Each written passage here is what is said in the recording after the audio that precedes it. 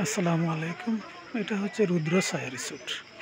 রুদ্রছায়া resort হচ্ছে সিলেট শহরের Ambarkhana point থেকে এয়ারপোর্ট থেকে পর্যটনের সামনে যে রাস্তাটা সাহেবের বাজার আসতে হয়।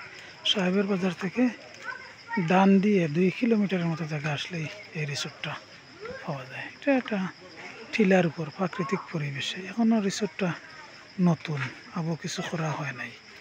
এই ছোটো ছোটো 2টা টিলা নিয়ে এরা রেডি করছে। এখানে প্রচুর গাছ আছে, প্রাকৃতিক পরিবেশে কিছু ছোটো ছোটো রিসোর্ট টাইপের করছে, যেগুলো আসলে এখনও পর্যাপ্ত বা তত সুন্দর না।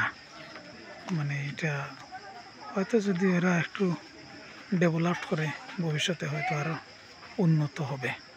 তাই আমরা আজকে আসছি, আর এই মুহূর্তে আমি যে ভিডিওটা করছি ওদের একটা গাছের সাইডে ওরা বাঁশ দিয়ে একটা জায়গা রেডি করছে, যেটারে ওরা বলে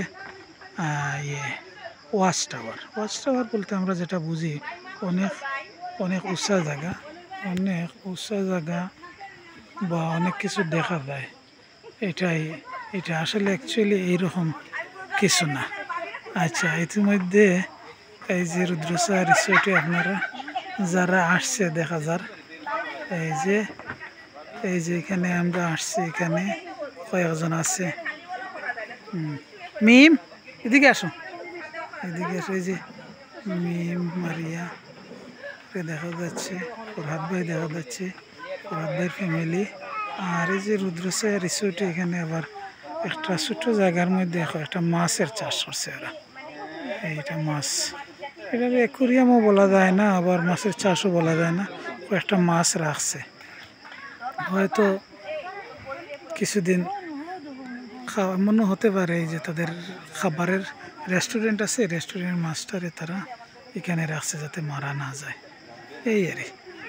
তবে নিরিবিলি পরিবেশ, বিকেল 4টা থেকে 6টা পর্যন্ত খুব আরামে কাটানো যাবে সময়টা।